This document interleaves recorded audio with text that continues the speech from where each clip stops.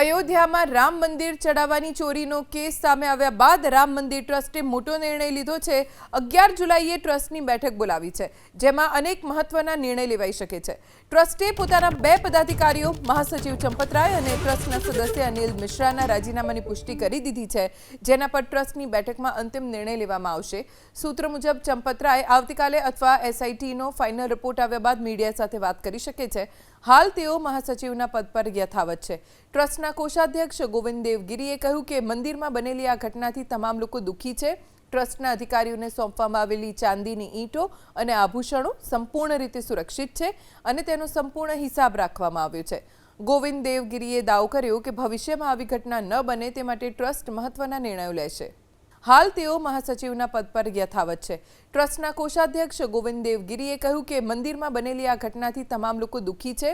ટ્રસ્ટના અધિકારીઓને સોંપવામાં આવેલી ચાંદીની ઈંટો અને આભૂષણો સંપૂર્ણ રીતે સુરક્ષિત છે અને તેનો સંપૂર્ણ હિસાબ રાખવામાં આવ્યો છે।